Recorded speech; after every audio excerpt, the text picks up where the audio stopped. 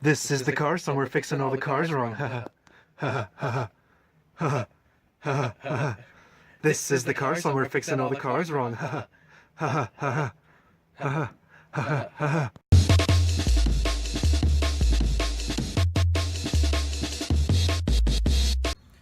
So today we're going to be, finally, after many years of talking about it and planning and spending money, we're finally going to be pulling this Buick 3.8 piece of shit out of this car, as well as the Turbo 350 transmission. We're going to be swapping that out for the 350 and the 4-speed, which is over in the garage. So in this video, we're going to show us pulling this out, what you have to disconnect, what you have to drain, just some stuff to look out for. So we're just going to rewind back to last night now, to where we started the prep work. Start up the Grand Prix. Got to move her to the middle of the driveway just to make our job a little easier. See if this junk pack can do it.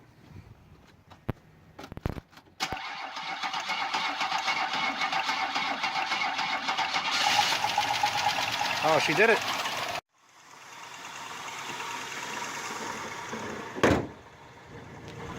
All right. So this will be the official last time that this Pontiac engine moves this Pontiac ever. Maybe not the death of the engine itself, but probably. You think you can make it down the driveway? Oh man, she's going.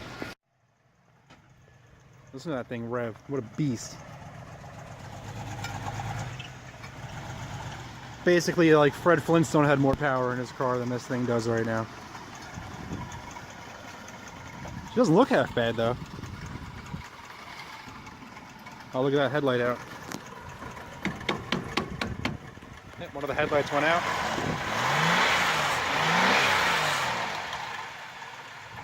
Gotta love the offset license plate life. And that was it. That was the last drive of the Pontiac. And now we're gonna go ahead and swap the real fucking power into this bitch. How do you feel about your last drive in your vehicle here? Satisfied. You revved the fuck out of it. I honestly didn't think it was going to go in a gear. Oh, hey buddy. You got a headlight out. We're taking a look under the car. I got some old exhaust manifolds connecting there and some exhaust pipes. Really tired looking catalytic converter. Take a look at the frame rails here. They're pretty good. This thing is not focusing, and it's focused. The control arms, they're rusty, but I'll paint those. But the springs, those are getting replaced. We have the whole frame right here. That's gonna all get painted. Then if I look further back, it's really not that bad considering this car is almost 40 years old. It's really not bad. It's gonna look phenomenal when it's done. This Turbo 350, this is coming out. There's the Buick 231 right underneath it. That's all coming out. And yeah, so we're gonna show you guys disconnecting some stuff. Right, so me and Joe, Stella, and Fat Tire. Fat tire. All we removed a couple little things here. We forgot to film, but we just want to go over because we're trying to make this somewhat of a tutorial video. So I got the AC compressor out over here. We got this hose off, that clamps off. Let me move out of the shadow. We got the one hose off right there going in.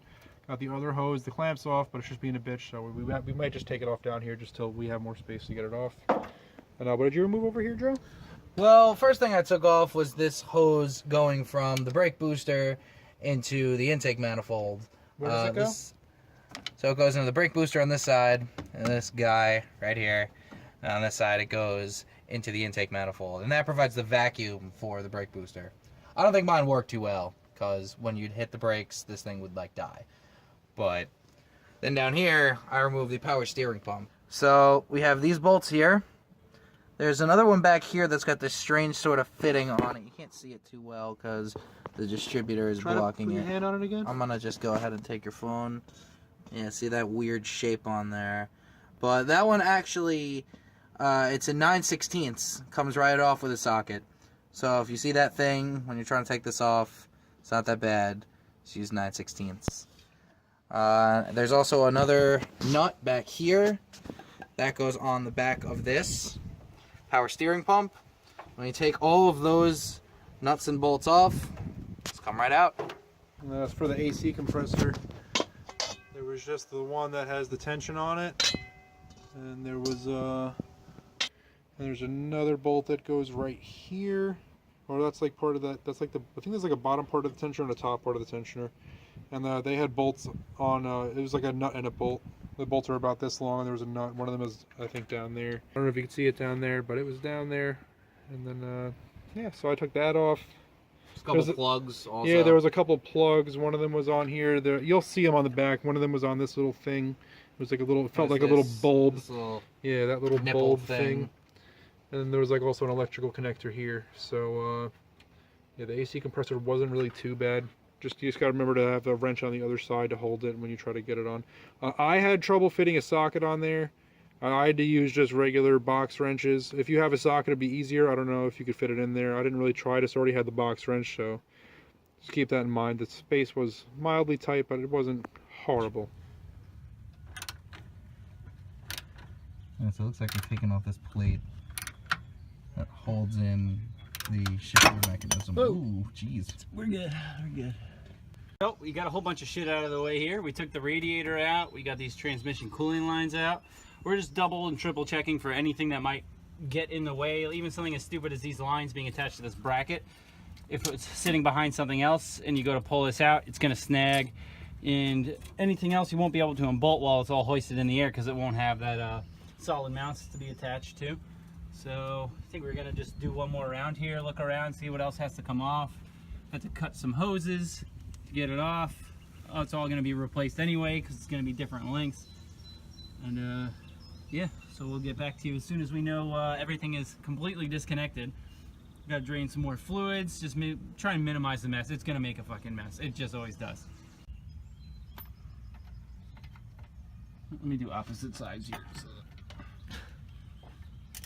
it doesn't come off on one side.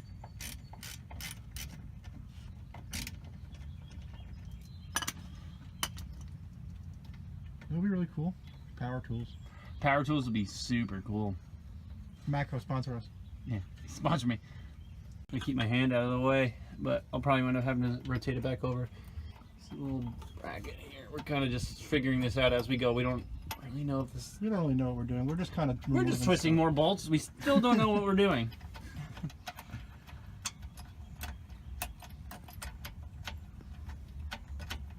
This is a long bolty, boys. This suspense is just building. All right.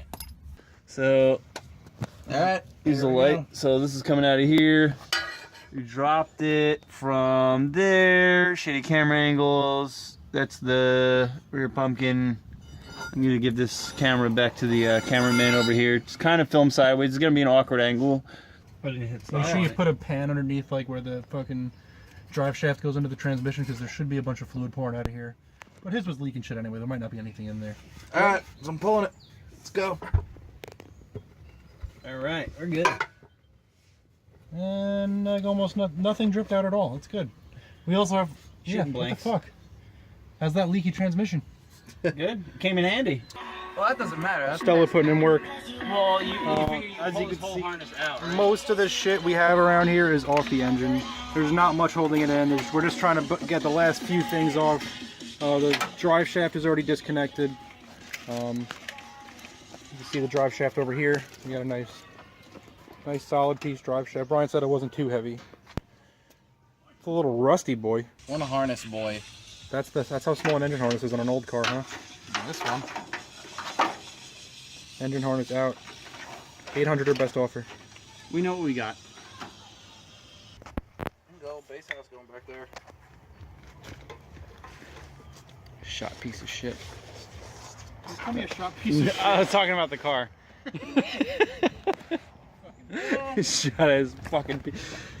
All right. It's a little bit of a shot piece of shit. Yep, that's definitely what I was talking about. Give me back my tools, asshole.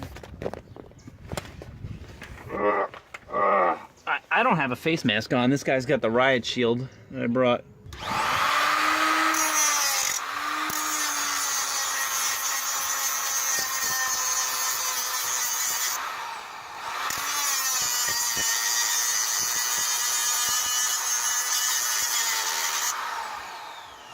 So we drained the oil. Said it wasn't a head gasket, but you see this nice ice caramel latte look? Yum. Came from the oil pan here. A little drippy boy. We definitely had a head gasket problem. This engine had to come out anyway. So, Dude, why don't I just get the puller?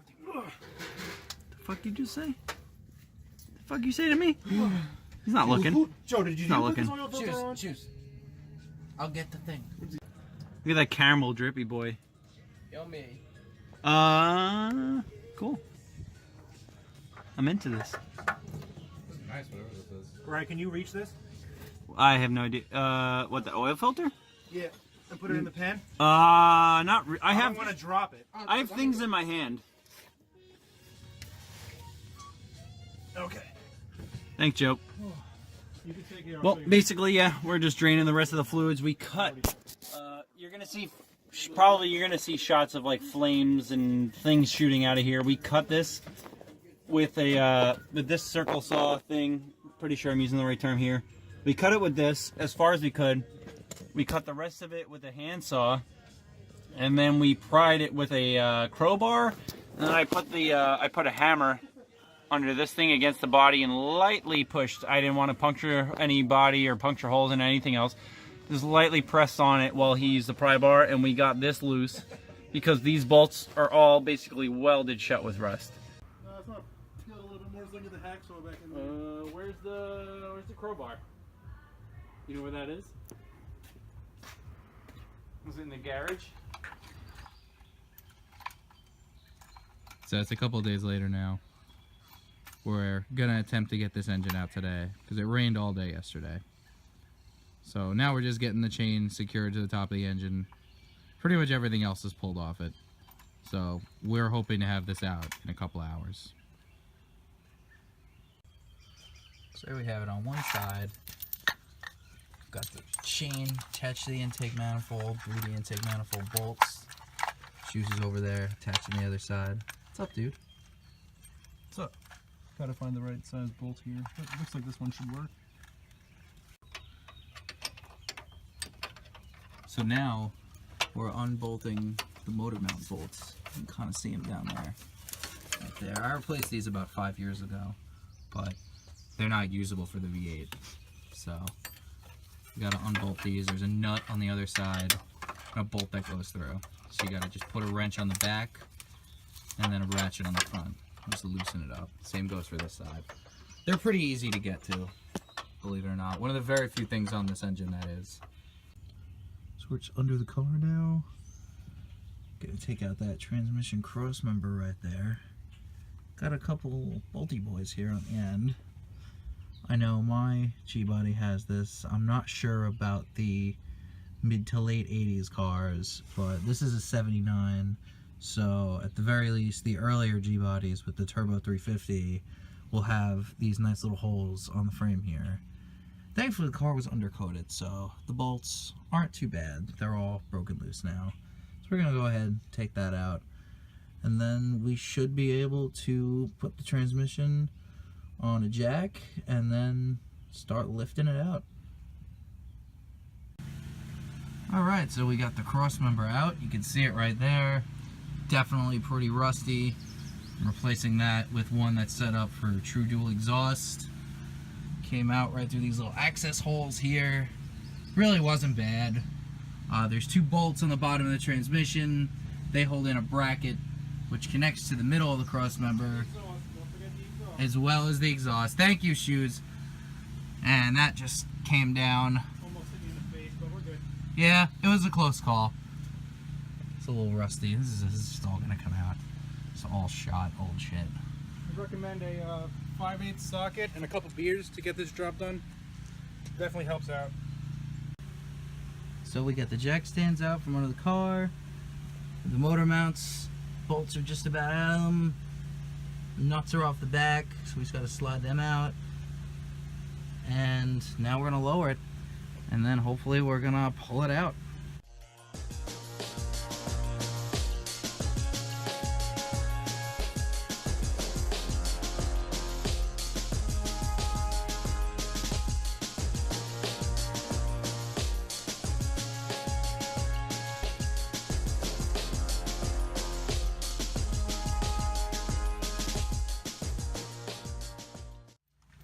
So now the car's lowered, and it looks like our crane isn't reaching. It's Zip not. ties. Hit us up. Sponsor us, Zip Tie. Fuck, man. Yeah, that's all.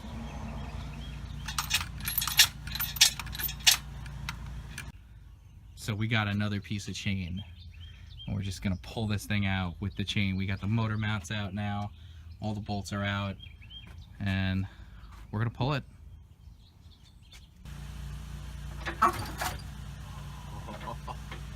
And here she fucking comes. The little V6 that couldn't. Yeah, put in it right. Can't wait to fucking scrap this piece of shit engine. It's gonna take some fighting, as you can see, but we're pretty much hooked up. Joe's using his muscly arm, boys. We set it for the half ton just to be safe. We had the extra chain on there. Everything looks good. We end up having to switch it to the front manifold bolts. It's gonna take some finagling, but we're coming out.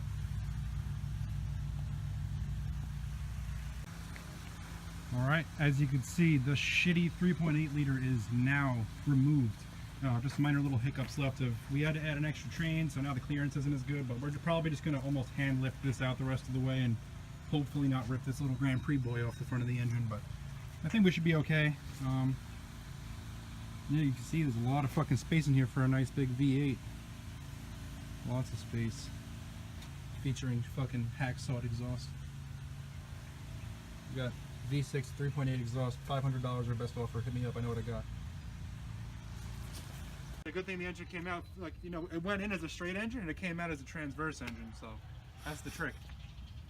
It's and we didn't even finally lose out. this fucking thing either. Yeah, that was a real pain trying to get around the hood ornament. I imagine the later G-bodies are probably a little easier because their fronts slope down a little more, but these early G-bodies, they square off a bit. So a couple of things to look for is like, if you don't remove the exhaust and just cut it like we did, your exhaust is going to hit on the passenger side motor mount if you have the V6. If not, I assume both sides would be a bitch to get out. But all we had to do was wedge this big crowbar and kind of just fucking lift up on the crane as we pulled it off. Wasn't too bad. The main problem we ran into is when we ran the extra chain to be able to reach the engine, that wound up, you know, lowering the height that it came up. So we got stuck, and the crane would only pull the engine oil pan up to about here. So we had to wedge a block of wood under, so we kind of walk it over. Really thought we were going to hit this, but we managed to clear it pretty well. So yeah, I mean, this is what we expected to get done today, and we got it done. All that's left is to get a bunch of kitty litter, clean this shit out, and we're pretty much done.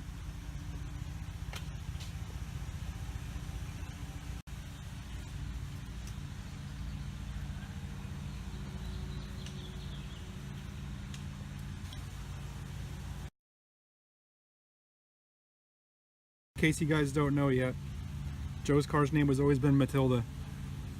So this one goes out to Matilda.